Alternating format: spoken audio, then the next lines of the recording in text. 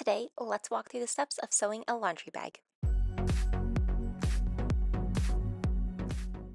Welcome, I do sewing and DIY related content, and today we are making a laundry bag. So this is like one of those bags that you could put socks, delicate items into so that they don't get separated in the wash. This would be a great idea for college students.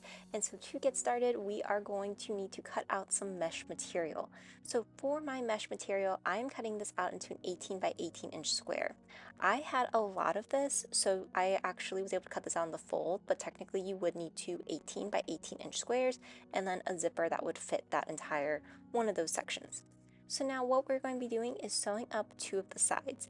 When I made mine, I realized that I probably could have put the zipper on first and then sewed up the sides, but either way you do it, it does turn out like that. It will work and that everything comes together. But I am going to do the sides first. Now the reason we're using mesh is because it's very breathable, and you can actually get this in a lot of fabric stores or online in like their athletic or utility wear section in case you're looking for it. But what I'm going to do is just pin up both of the sides of my bag. Now, if you also need to sew the bottom portion of your bag, you could pin that here as well, so you'd be sewing 3 of the sides versus me just sewing 2 of the sides. Now, at my sewing machine, I am going to be using a walking foot for this. I find it slightly easier with this mesh material, but then you can just take a straight stitch, being sure to back stitch at the beginning and end, and then just sew all the way down that side, and then you will repeat all those same steps for either the second and third side if you're sewing up 3, or just the second side if you're sewing it on the fold like I am and just sewing with the other side. So now what we need to do is worry about the top of this bag. Now we're going to be using bias tape on those other edges, but for the top, because our zipper is going to be going here, we want to make sure that it doesn't fray. So I'm going to be using a zigzag stitch all the way around the top portion of my bag. This is just going to give the fabric a little bit more structure, a little bit more support, and also make sure that over time while it's being washed, it doesn't end up fraying in any way. So now we are going to attach our zipper. So with right sides together, we're going to be matching our zipper with the right side of the mesh. Basically, you just want it to be the outside of your mesh is what you are adding this to. And then at the top, I'm going to pin this up all the way through till I get to the end of my fabric. So as you can see, I'm just going through, pinning all this up. Be sure when you do this that you have pre-washed your mesh, the zipper, and the bias tape you're using. That way it doesn't ever run in the wash, since it will be washed multiple times.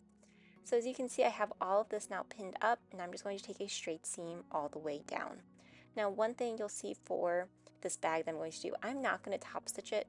I found multiple times that it really didn't need it. So once you have this sewn in, this is actually the last seam you'll do on the zipper, and then we will just repeat all those exact same steps for the second side.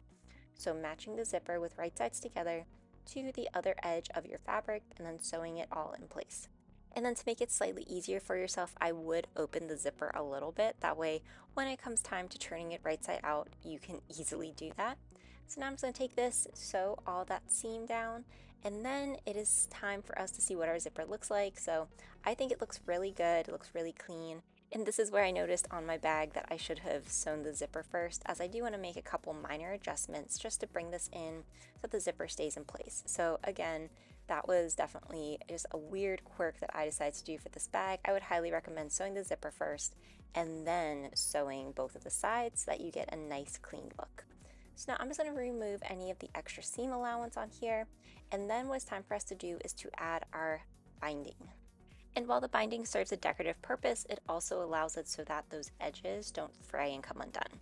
So I have my binding here, and then I'm just going to fold about a ½ inch down at the top and then pin this in place on top of where that zipper is, and then just continue this process all the way down. So just encasing that edge of the mesh and then folding the bottom portion and then pinning this in place, and then I would just take a seam all the way through.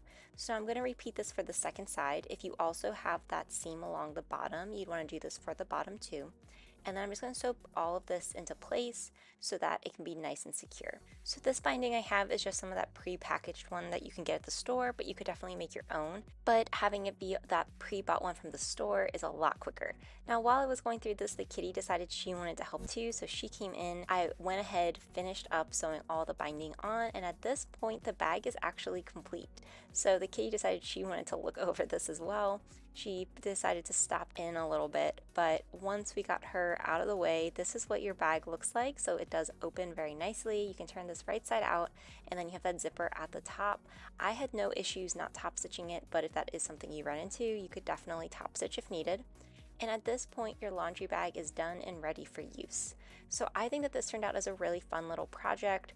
You could have this with maybe a bunch of little laundry or cleaning supplies that you could put together as like a little basket to give to a college student.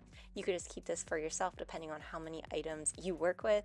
But if you enjoyed this video, be sure to like, comment, and subscribe, and let me know what you want to see next. Thanks for watching.